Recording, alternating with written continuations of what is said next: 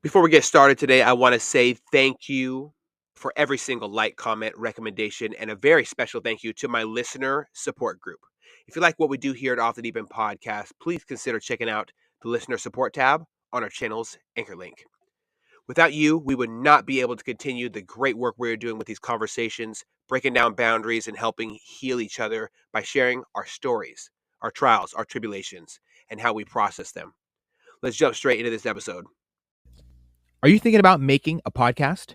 Spotify has a platform that lets you make one, and if I can figure it out, you definitely can too. You can create your own content all in one place for free with zero hangups and even earn money as soon as you get started. Spotify lets you record and edit episodes from your phone or computer so you can go mobile, just like I enjoy to do. My favorite thing about it is that you can create video episodes if you wish and upload them to wherever podcasts are heard. You can even set up subscriptions or, if you're like me, listener support options for listeners to help you grow. I 10 out of 10 recommend the Spotify for Podcasters app. Or, why don't you just step over to www.spotify.com/podcasters to get started on your own podcast. What's happening, everybody? Welcome back to another episode of Off the Deep End Podcast. I'm joined by two amazing human beings today, both in the veteran world here in the PNW. They have experience in multiple different facets that combine this whole transitioning out of the military thing. How do you do it? No one seems to have answers where it comes to finding new careers, transitioning successfully mentally, not just physically, because a lot of us come home, but we're not necessarily mentally or spiritually ready to come home in full. And so today we're going to be covering a little bit about that. And I brought in, thankfully, two very gracious human beings. They both look exactly like me. I swear we're brothers for sure. Thomas and Eric, I'm so thankful for you two joining me today for this episode. I cannot wait to cover these important topics. Hey, Glad to be here, man. Excellent, brother. Well, let's just drop right in. So, there's something that's really been plaguing the PNW for a while.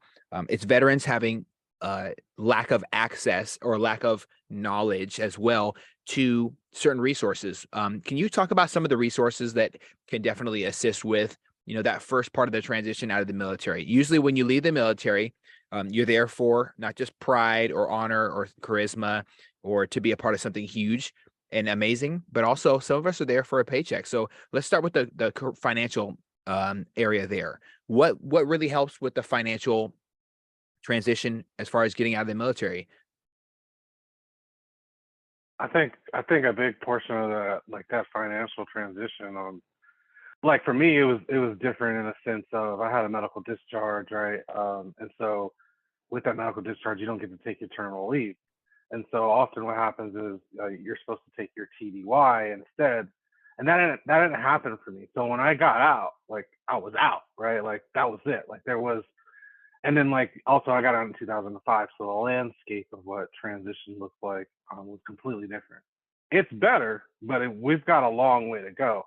And I think one of those big things, those big missing pieces that we're just now starting to integrate and are still running into all the bureaucracy is like you had a sponsor when you joined the military, right? Like there was somebody you met when you went to basic training who made sure you got there. When you got to your first duty station, like and you went to your unit, like they assign you somebody, say, hey, this is your go-to person. If you know it, you just need to figure it out. You're in the barracks, same thing. But when you get out, you don't have that, right? And so now it's really about, I know that the transition process is different and right, and some of those things they expect you to do prior to you get out. But at the end of the day, it's completely different for folks who are serving in the military and when they get out. And so having an understanding and really trying to build those connections actively, like even before you start transitioning out, is really important. Thomas and I, like we met each other through Student Veterans of America at Tacoma Community College. We did a shit ton of work with the Mission Continues. And like within that, right, like there was multiple avenues of networking, right? And like we all know each other from different circles and different people, and all the different people we know, they know each other too, right? And so it's really that networking piece is super important. And nobody told me about that when I got out of the military, right? The military makes soldiers, They make service members. They don't make civilians, right? So they don't really know. They're not equipped to do that. So it's like when I explain folks like what it's like being in the military and then getting out, like when you went in, you had this whole thing of indoctrination and they stripped everything you knew. And for most 18, 17-year-olds, like when they graduate high school, they get to go out and explore the world and do all these things and try and fail. Versus when you join the military, like, no, you just shut the fuck up and you do what you're told, right? And like there's a sense of order in the military. And that's not a dig at the military because that's how they operate, right? But that's not how the world operates. And so it's a huge shift for people to make that. And so I think one thing, when I tell people getting out, like, hey, like, one, have a plan. Two, be prepared to laugh at that plan. Three, you got to go out there and fucking explore. But more importantly, like, don't disconnect, right? Like, find those veterans out there. And I know we're finally getting in that conversation with like Department of Defense and trying to have sponsorships and, you know, again, the bureaucracy, like that's something we're working on. But really just asking veterans, like getting connected as soon as possible, whether you go to a college campus in the vet center, or you go to Pacific Northwest Vets, so you just say, hey, I'm getting out. What the fuck am I supposed to do? You're going to have at least 100 responses. So Absolutely. find that community is the first thing that you should do when it comes to financial stability. Excellent. So that networking and community piece is so personally important for me. I know that there's a couple different things I'd love to give a shout out to that really helped me. One is the first thing has to be emerging veterans and players.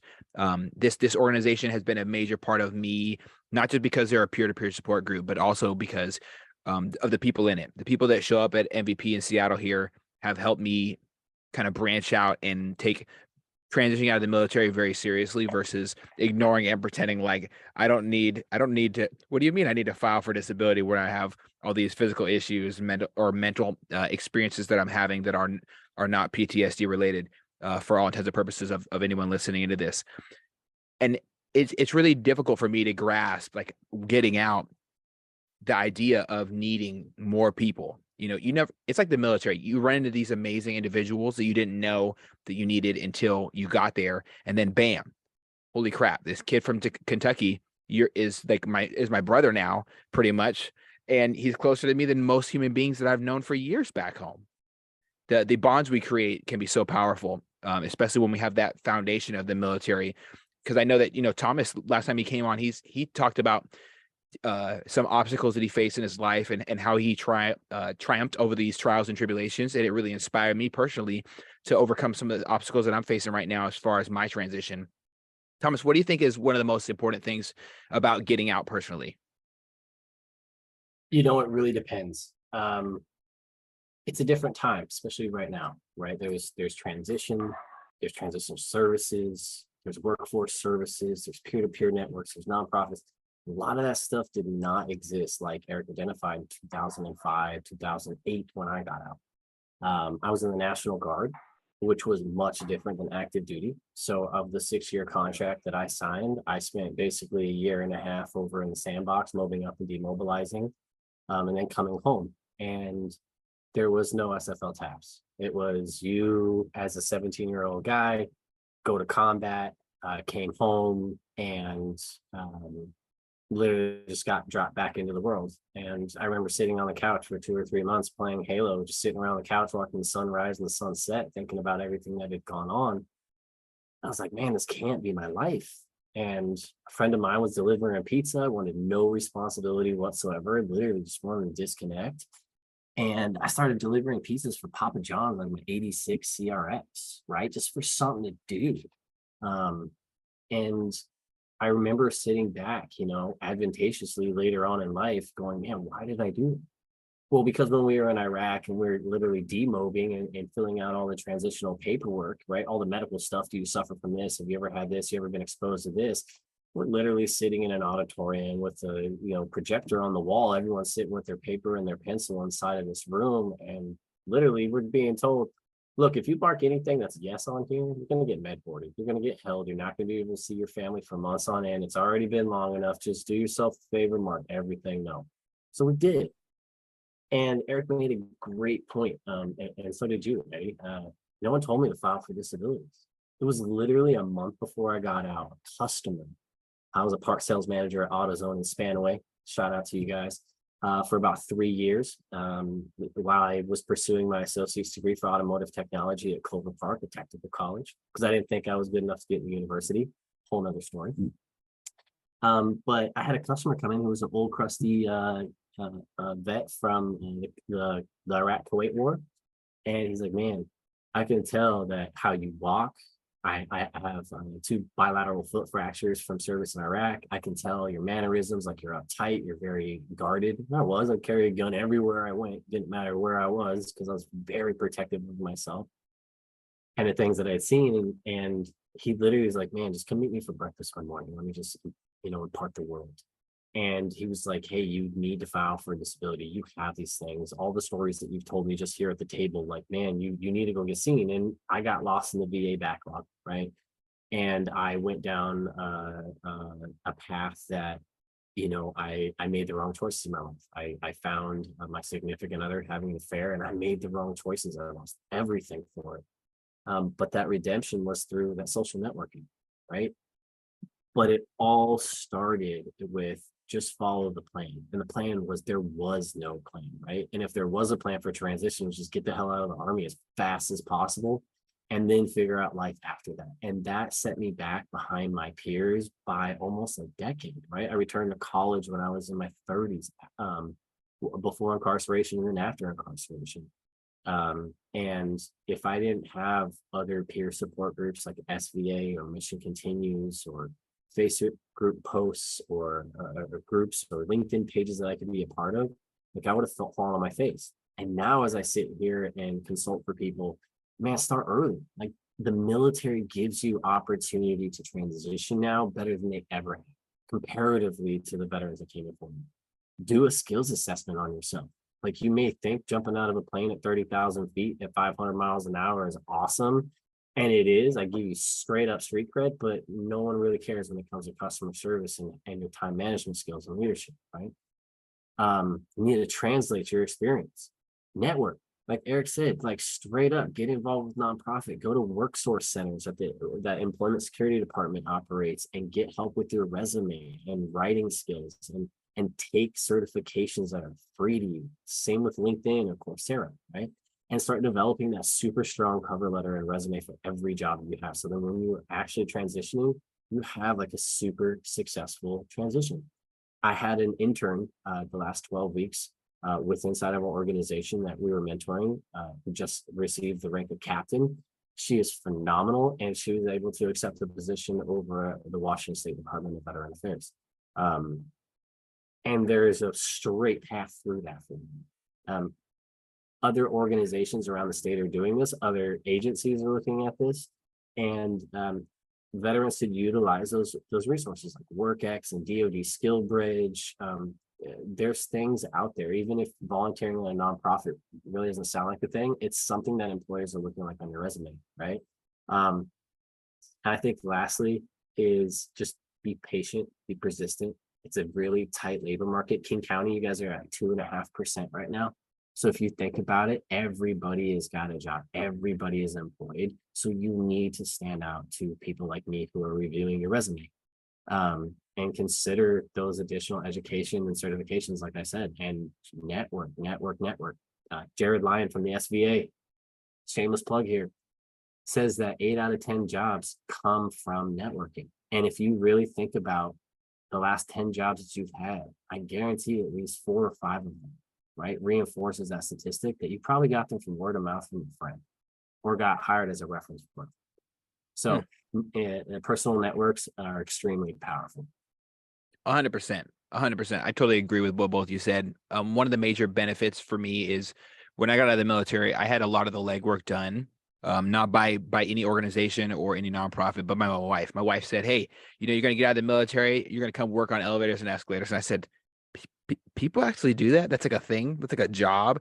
I think that Josh Wilden said it best. The idea that vets know what resources are out there is completely fabricated. A lot of them do not. And the idea that that as a veteran, you're going to get out and have your plan perfectly work out is completely ridiculous. I was wiping down tables at 13 Coins in Bellevue for quite a while. And even when I started my elevator apprenticeship, because I didn't know that it was like a for sure thing. I just got out of the military. I'm freaking out every day.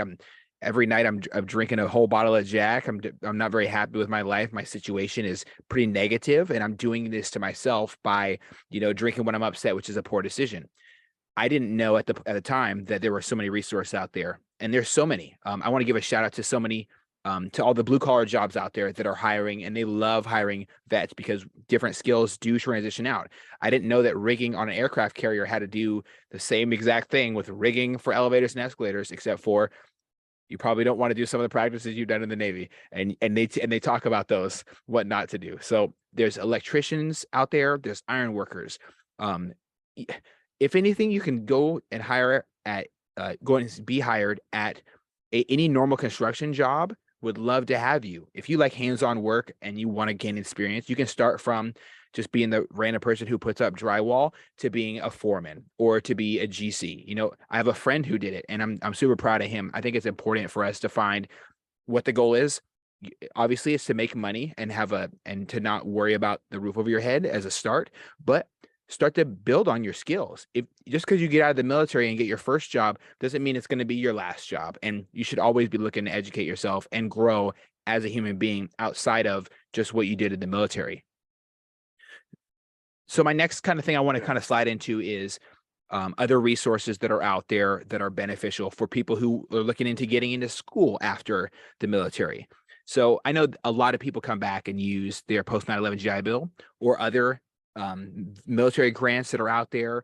And a lot of people just go out and get plain old student loans. What are some of the resources that are available to people who have served in the military so they can pursue their education? Yeah, I mean, whew, there's a So lot many. now. Really quick though, I wanted to, because to both of you touched on something, and I really wanted to make sure we dialed Yeah, in on brother. it, was that you need to understand what your skill set is, Mm. right? Like yeah, you were in for like 10 years, and like you were infantry, and like you did all this badass shit, but you can't go up, on Craigslist or Monster or wherever else folks are looking at jobs now, and like jobs that go pew pew boom boom. Like it don't work like that, right? So like you gotta figure out what is your skill set, right? Like, okay, you're a platoon sergeant of an infantry line unit, right? Like what does that mean? You're responsible for inventory. What's the value? Place a value on that inventory, right? Like, have you ever done budgets? Have you had to do scheduling? Like, what? Break out all of those skills, because, like, yes, the Army gave you, like, they trained you in a specific job, but all of those jobs have highly valuable skills, right? And so, really being able to break down those skills, because what is so tragic to me, because it's I've had the experience, and I still see veterans all the time. The first thing they do, or sometimes they do it for a while, is fucking security.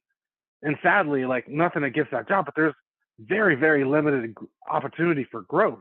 Like you can be stuck at that entry level job for a really long time.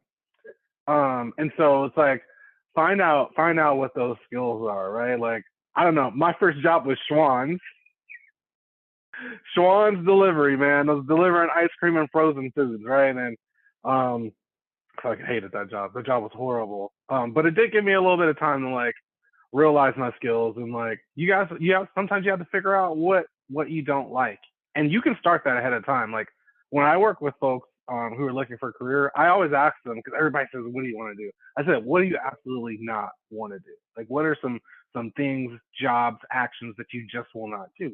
Because right off of that, like it's easy to name those things. You're like, oh, I don't want to pick up shit, like I don't want to do that. Resources, oh man, if you want to go the educational route, right? Obviously, you've got your 9/11, your 9/11 GI Bill. You've got vocational rehab. Washington State has a ton, and Thomas, I'm not going to go into detail because this is probably more you. Has a ton of apprenticeship programs, and a ton of veterans like are eligible to get into those programs, and it's much easier for them. Helmets to hard hats. Because yes. And I Yeah, want to say yeah, not and just this Yes Vets military, man. initiative and all that stuff. Like, Washington State, like it's really a prime opportunity to pick up those apprenticeship jobs. And also keep in mind, like I think that a lot of misconceptions, like I didn't even know this until like the past few years. It's like those apprenticeships are paid. Like you're not just working, like you're getting income. And some of those programs even take the GI Bill. So there's a little bit of extra income that's associated with that, right? Also understand that, right? I tell people this too. I look at, like, if you're looking for like a career coach or you're going to work with anybody, there needs to be a chemistry. That person needs to understand you, because there's going to be people out there who are just going to piss you off, and that's okay. You don't have to work with them. There are other folks out there. So find the person that you feel listens to you the most, right? But also checks you and say, hey, you need to have a little bit of realistic expectations. You don't want anybody that's blowing smoke up your ass, because it's gonna screw you over. Also, like Thomas talked about, like volunteering with nonprofits, right? One thing that volunteering has done it has built the fuck out of my resume. Like it's to the point where I have a CV now, right? And it's like because there's a lot of skills, right? Like just Thomas and I alone doing one thing was like project management, time management, team leading, like all kinds of like difficult, like high level problem solving that like motherfuckers are like going to school and getting PhDs for. And we're just getting ground experience because like we're doing this hard ass work and we're solving community problems because we've got the labor and volunteer force, right? And now we have these skill sets that like we actually learned into the military, but we've applied them to like social and urban and economic problems. So really find, like, if you're like you're interested about a cause, right? Like take that opportunity to learn about it, and also understand that when you get out, like you're probably gonna have to eat shit and like take an entry level job. But the good thing about it though is that veterans have a tendency to move up at a higher rate than those who did not serve, just because they have that mindset of like adapt and overcome. So those are just a couple of things that I was thinking about when I got out that worked out for me. Excellent.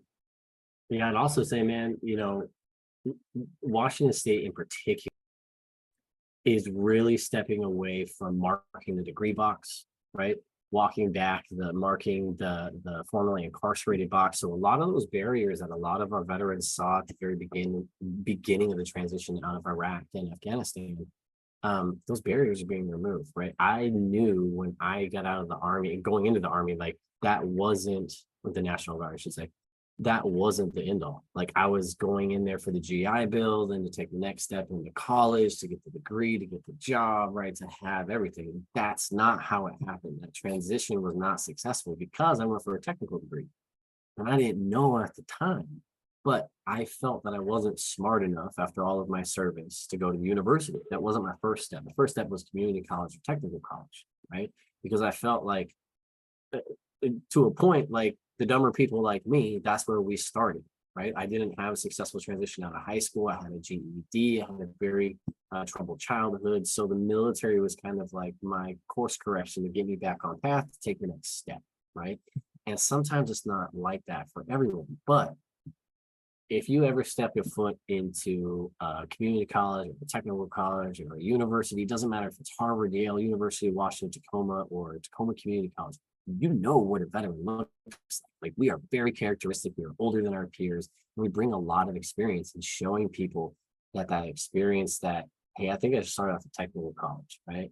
No, you should start off at wherever you feel that skills assessment of where you are is at, right? And just reinforcing what Eric said, because what I did in the military was an infantry guy, right? I thought I'd come out, maybe be a police officer. They didn't want someone like me because I was too aggressive or over policed in some fashion.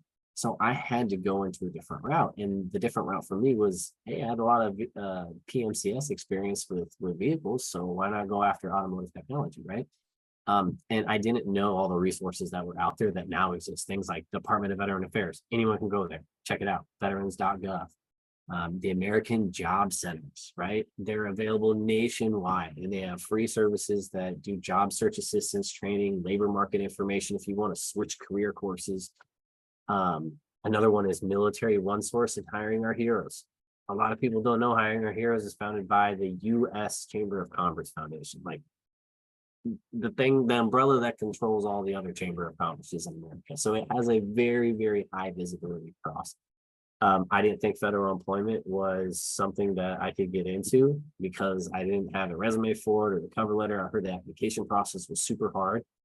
And shameless plug here, if you stop into the work source centers, or as we used to call it, unemployment centers within inside of the state, there are specifically assigned veteran case managers that will help you write, obtain skills, look for jobs, literally be that coach for you for free. And all you have to do is show up, get information, and look for that help.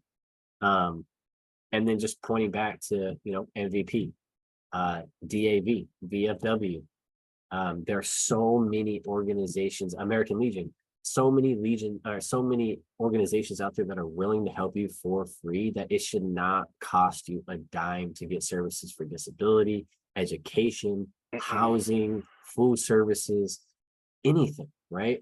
All of these are voluntary. All you have to do is find the motivation is to get up and just to do some research. And honestly, if you just type into your phone resources for veteran, or even utilize some of the popular AI that's out now, it'll point you to all these resources that are instantly found and you can get squared away.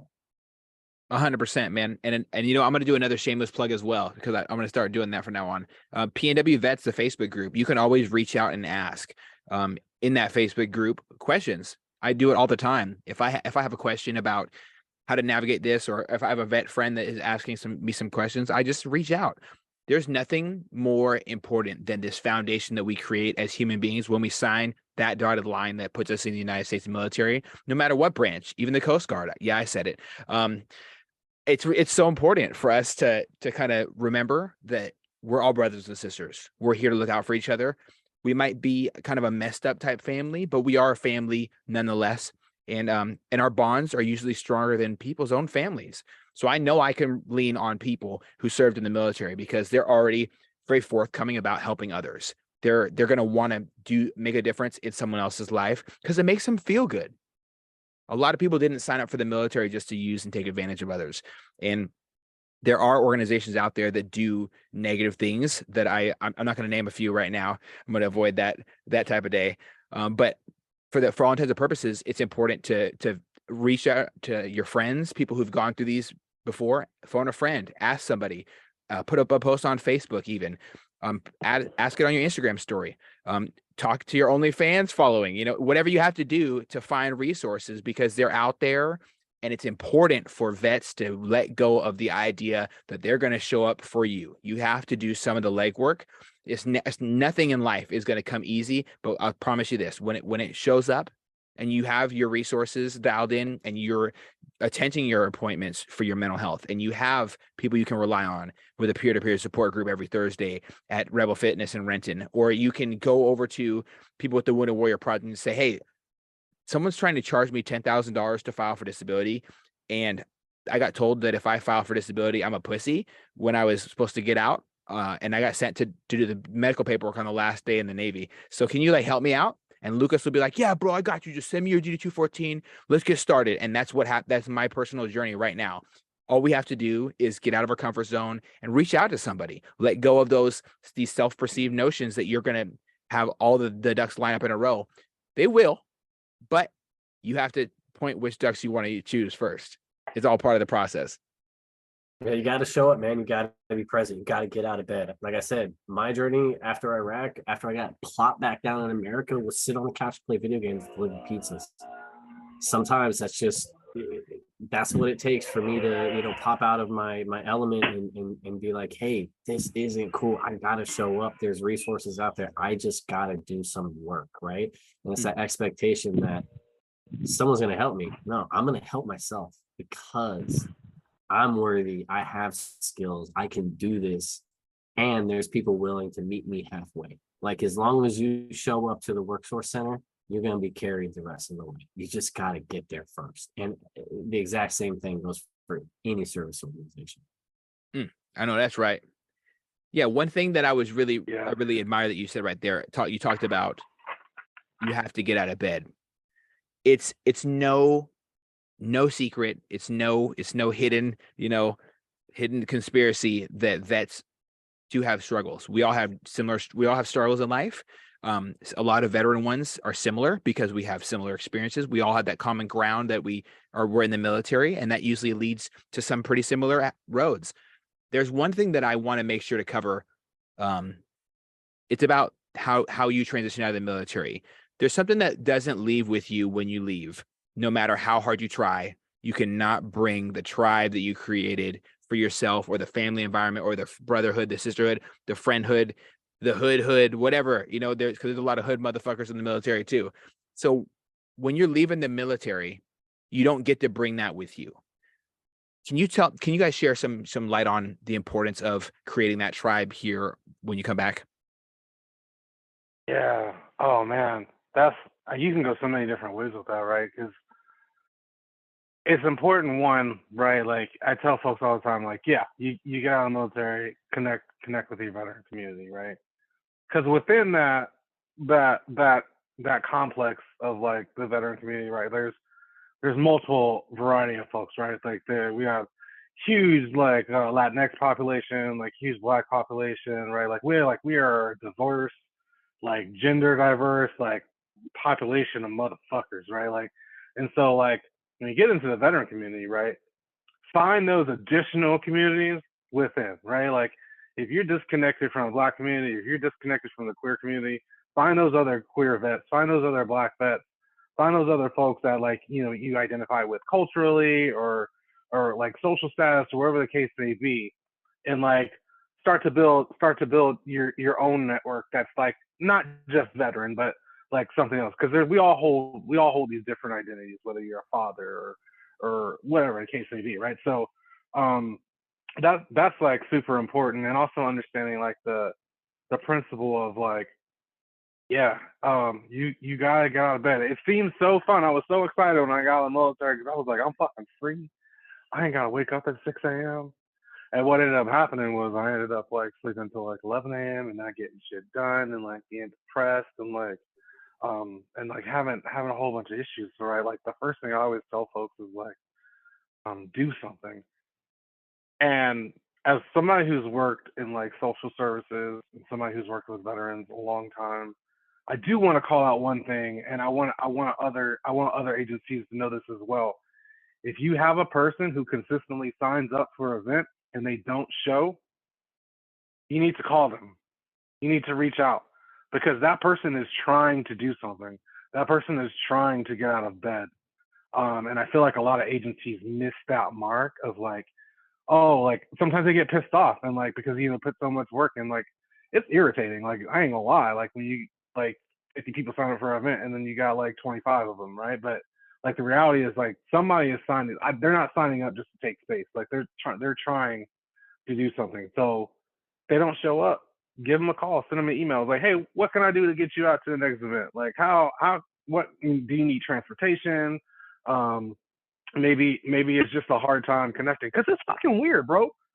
I'm 41 years old. Like you're not 8 years old. You can't just go walk next door and be like, hey, hi Thomas, my name's Eric. You want to be my friend? Like it's just weird, man. It's just weird. And like in the military, that's just built for you. Like you don't have a choice, right? Like you just assimilate to the culture because that's what the military trains you to do. And now you have to build like this own culture, this own network. So in addition to that, I will add and say you also need to have, like when you're in the military, like have friends that are not in the military. And I know that like that seems weird for a lot of folks, like these fucking civilians, but the reality is like, you're going to be a civilian at some point, right? Like you're going to be a veteran, but at the same time, you're still a civilian. So have a network in the military, in the veteran community, and outside as well. And then because then you can bring those two together, and it could be this beautiful thing. That was a huge focus of what Thomas and I did with the mission continues, and it's a beautiful thing that's still going strong.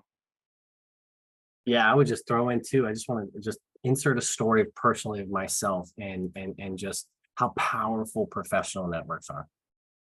So I was homeless, 2015. Literally, living in a halfway house that was full of sex offenders. I didn't know it at the time. My sister had gotten the closest place to the community college that was the cheapest as possible. Turned out I was the only person who wasn't a sex offender. I didn't want to live there. So I just stayed my ass at Tacoma Community College a lot. And, I've grown a lot on a lot of formerly incarcerated positions, but at that time, I couldn't be near it. I felt that I was going to reoffend and hurt someone. So I lived at TCC, literally in my 95 Cadillac Eldorado 2-door. It's the only thing that I had left, showering in the new TCC gym. So I wouldn't stink before class. And I just came to this point one night, literally staring out the side glass of my Cadillac, right? I had like $46 to my name right before the first of the month came, and I got my disability check because no one would hire me, no one would give me an apartment. Like, it was just, I didn't have anything. And I made enough on disability to where I couldn't get anything more, right? I took the last $40 that I had and I made some flyers on Vistaprint on my phone, if you believe that. And it was for student veterans of TCC. Some name that I literally just threw together one day. I showed up one day with all the veterans in there, was like, hey, I want to start this organization. And that's when I met Eric. Eric was in the AmeriCorps program, and I had no idea what was going on in his life. He had no idea what was going on in my life at the time. We just started sharing stories, but back to the point, we showed up. There wasn't very many people that showed up for the first 6 months. Like, it was me, Eric, and a couple other people just basically kicking it inside of this little broom closet that we converted into a meeting room, right? And 6 months later from that, we were one of the largest student veteran organizations in the state. And it started because I showed up for Eric and Eric showed up for me. Every single time we supported each other, and we built this, this bromance. And it wasn't out of like, me talking so highly of Eric. It was Eric was there for me and my family at the same time Eric was there for my family. And we took our families out into the community to do work and brought the community along with us. And we received praise still to this day from community members because we continue to pour our hearts back into it. Even though we've shifted from college, even though we shifted from homelessness, we still have that eye on the veteran culture, right? Like, if you really think about it, we're two people in a foxhole. And that two people mantra is myself, my family, and then the rest of this country, right? We have nothing else but to protect each other and to show up. I can't fall asleep on fire watch, otherwise myself and my buddy die in that foxhole. So I got to show up and be present. And as long as I do that, veterans will always have each other's back. That's the culture that we've always been built in. That is the fabric, that is the magic of what makes us all. And it doesn't matter where you come from. You can be homeless, you could be uneducated, you could be white, black, Hispanic, Norwegian. It doesn't matter, right? There's such a blending melting pot that's out there. Like, we just have to show up, and showing up is half the battle. I fought those demons. I know other veterans fight those demons on a daily basis, and you've got to keep fighting. You can't give in. That's something that the military has always taught us. 100%, brother. I love that. I'm glad that you shared that, man, because I don't think that enough of us on this earth will ever understand the greatness that we have within ourselves. When we look inward and we can really recognize a problem that we have within ourselves, and how we usually find a way to how to fix it. It's hard. It's really hard to kill the human spirit. There's nothing that I can understand more powerful from it. I think we can put a damper on our own, and that's what makes it easy for life to kind of crush us and roll over us. But it's really hard. It's really hard when you're able to fight back against the obstacles in life, because there's greatness. We all want to help each other. There's a lot of amazing human beings out there. Not everybody's this is what I said back in 2020. Not everybody's trying to kneel on someone's neck. It's really not like that. It's really not. And as soon as we let hope win, let love win, and look forward to each other, we're able to win. We're able to win as a team. Well, it's perspective too, man. Like, look, I wake up still to this day every single day. I hate life sometimes. Seriously, hate life. But you know what gives me value and purpose is appreciating my life. Because even though I'm in my head, this sucks, this sucks, this sucks, if I'm pouring back that energy, like, man, I am so happy to be breathing right now. I'm going to treat this person with love and respect and compassion, right? You can wake up with all that negative ass energy. Like the first word out of my mouth every time I wake up is fuck. 5 a.m. in the morning when I wake up, it's the first word. It's not because I hate the day, right? It's because that's the sourness that I bring to my life. And that's okay, because sometimes that's fire to my energy that I need to get up and get motivated. And there's a different tone of fuck that comes through sometimes. Sometimes it's a good, sometimes it's a bad, sometimes it's I need to motivate myself with that. But at the end of the day, when you give that gratitude and that attitude of thanks back into your life, that suckiness goes away and you start building on the positivities in which you bring to the world. 100%. 100%. It, one of my it goes last, back to purpose, though. yes, brother, purpose. Like, right, like Thomas, you said it right. Like, not everybody has that purpose. And I mean, like, shit, I did a fucking TEDx about it. Like, it took me a while to figure out, like, oh, like your purpose didn't change. Like, you joined the army because of service, and like that's a critical component of who you are, right? Like literally in your DNA.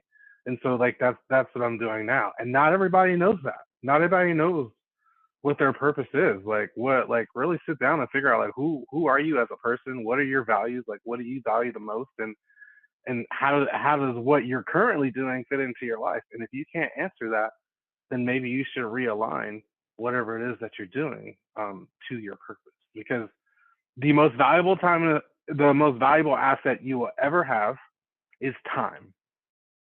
And take advantage of that and like get down to it and find what your purpose is. Hell yeah. Hell yeah. So my last question for this episode, because I know I want to do this quite often in the future. I think I have the opportunity right now to sit with two people who are actively working in our community here in the Pacific Northwest to help other veterans, not just with necessarily a label on it like a nonprofit, but also just with who they are, tapping into multiple things, breaking the boundaries down. There's a lot of organizations that don't like working with others, and I think that is something they can do to improve, and I hope they do. What is one of the major benefits of letting down these boundaries that separate us in life and helping others outside of whatever organization we are representing or a part of or our favorite is? What are the benefits of that, Eric? So I do a lot of work in equity. So how I explain how equity works is it's beneficial for everybody, right? Like if you're thinking about it as money, right? Like equity means more money, right? Like you have a diverse customer base, like you're gonna bring in more money, right? So like really understanding like one, like it's okay. You're not gonna like every organization. There are organizations I don't like out there. There's a lot of people that don't like me. That's cool, right? So if it doesn't fit your vision, if it doesn't fit your values, it's cool. I will say, right, like don't be a dick, right? Like we can still have respect for organizations, and we know like there are some organizations you just won't respect, right? Like the KKK is an organization. I'm not talking about like respecting everybody. Just use common sense. But right, like having the idea of like, hey, okay, really quick story, right? I don't know if everybody knows like the drama behind the PACT Act being passed, right? But it did not pass initially, right? Like people were pissed, and like we had people. There was Minority Veterans of America there, was VFW there was IAVA there. There's folks from Grunt Style. There were folks who like had conflicting beliefs, but they were all fucking pissed off. And you know what? They just said, we're gonna sit on these fucking stairs and until they fix this shit and get it done right. And you know what? That shit brought a lot of media attention. Jon Stewart was out there fucking cussing folks out, right? like it's a beautiful thing, right? And like that's one thing that I love is that at the end of the day, if veterans are being fucked over, like that sense of community, those personal differences, professional differences, it doesn't matter. It comes together. So right, like I want people to really hold space for each other, like really listen to each other out. Because I don't think there are a lot of people out there who do a lot of bad things, but I don't think they're bad people. I just think that they think that they're doing the right thing, and their values and what they've been taught and how they lived have told them that they are doing the right thing. Mm.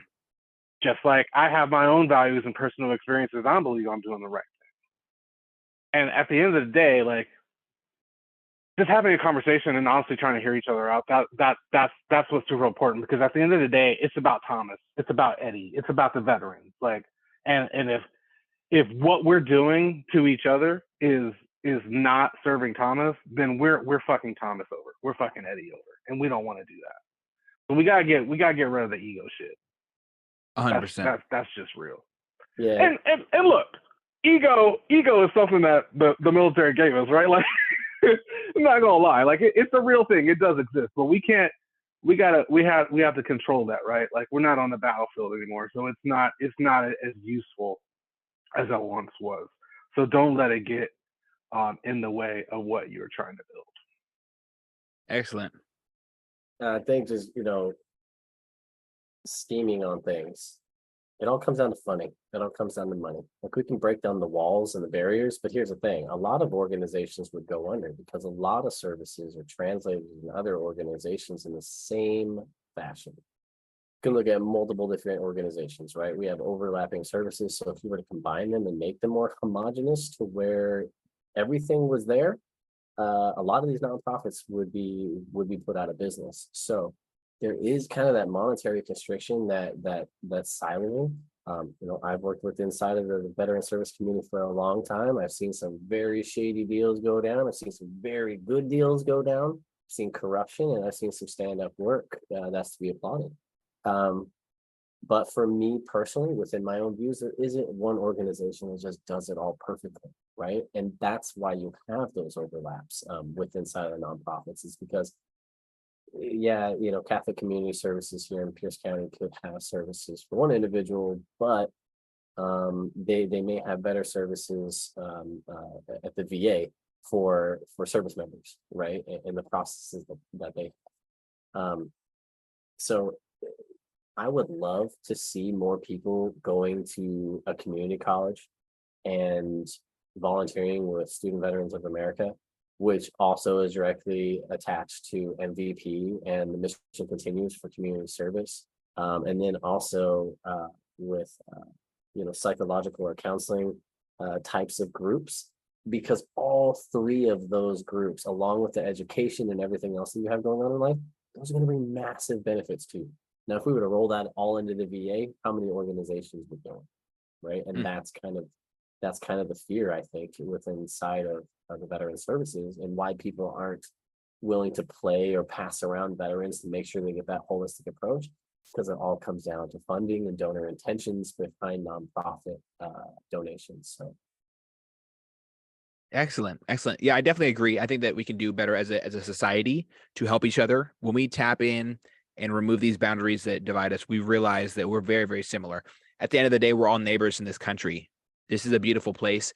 So many amazing human beings have signed up to support and defend the Constitution of the United States and protect those who are here. There's a lot of people who look down on military service, and I always ask them, have you created your own military and done what they did better? Then maybe you should just figure out a different way to make a difference in life, because I think it's important for us to acknowledge the exceptional work every single day that the military does, creating enough fear and inspiring enough fear in foreign terror groups and foreign entities that hold power in this world, so that we are inherently, actively, and always dangerous. And I think that human beings here in the civilian sector do a great job of that as well. I want to shout out to every single person who's forward deployed right now, who is serving our nation's military, and every single person, especially who has served. So shout out to the vets out there listening in. Without you, I would not have the ability to sleep at night, because I would be tripping, especially with places like Russia going down in the world. So I just want to make sure that that everybody knows that it's important that we do acknowledge military service. It's not a small thing. You're giving up everything that evolves around you in life, and creating a new life and a new identity in the military. And it just can't be said enough. The whole thank you for your service thing is beautiful, and it's needed. So I'm going to say it. Thank you for your service, brothers and sisters up there. And if I could, thank you to the families, wives, Yes. the children's, everyone that's military connected. Y'all serve alongside of us. When I was deployed, my family served alongside of me, just thousands of miles away. So thank all of y'all as well. Amen. You know, that's what I was just, you stole the words out of my mouth. I was just going to lead into that, man. Well, I really want to make sure that we do this. I wouldn't say very, very frequently, but I want to make sure to do this again in the next, I would say 3 or 4 weeks, and cover some more in-depth topics. The next thing that I'm looking forward to talking about with you two is personal struggles that individuals have when they leave the military, as far surrounding mental health, addiction, situations that can escalate, leading to incarceration, and how to navigate these situations and how to help others navigate them if they're surrounding you. Because at the end of the day, when we get out of the military, we're never really alone. I know 4 vets on my street, just 4, and they're all my age. There's a Vietnam vet across the street. More parents are served. It's overwhelmingly just overpopulated with veterans and veteran families as well. I think it's really important that we touch on these subjects, and I definitely look forward to it as well. Absolutely, man. Thank you, Eddie. Yes, absolutely. So I appreciate both of your time today, and I don't think I can say it enough. It's important that we highlight people who are actively working in the community, especially here in the PNW, and spread awareness about these resources and benefits that are out there. So I look forward to the next I'm not going to call it a threesome, but the 3-way episode with the 3-way episode with Eddie, Thomas, and Eric, man. For sure. No comment. Just No comment.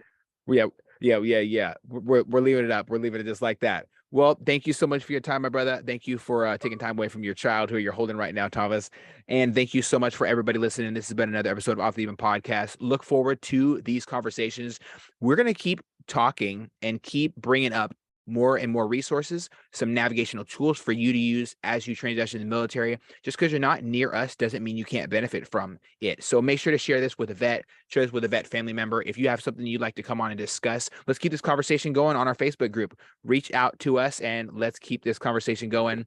Enough waffling for me, and bye-bye.